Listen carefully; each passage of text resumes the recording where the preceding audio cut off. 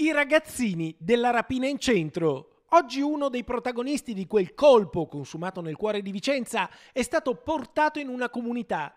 I carabinieri hanno eseguito la misura cautelare ordinata dal Tribunale per i minori di Venezia. Tutto accadde lo scorso 20 gennaio nella centralissima piazza San Lorenzo. 13 ragazzini con una pistola poi rivelatasi finta avevano minacciato 4 minori derubandoli di una catenina poi rivenduta al compro-oro. I carabinieri avevano subito individuato i componenti della baby gang e nelle perquisizioni erano state trovate 2 pistole giocattolo, coltelli e spray al peperoncino.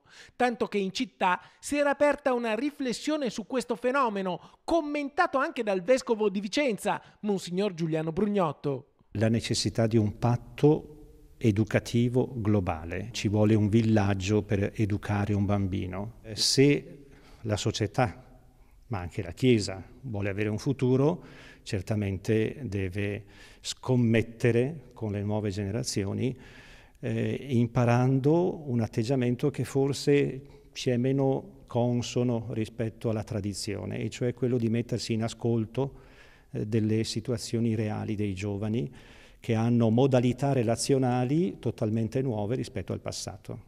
Oggi dunque i carabinieri, a conclusione dell'attività investigativa, hanno collocato in comunità uno dei 13 giovanissimi, un vicentino accusato di rapina pluriaggravata che nel provvedimento viene indicato come protagonista delle condotte violente attuate dal gruppo, affiatato e ben organizzato. La baby gang, per buona parte formata da minorenni, che imperversava nel centro di Vicenza, è stata sgominata.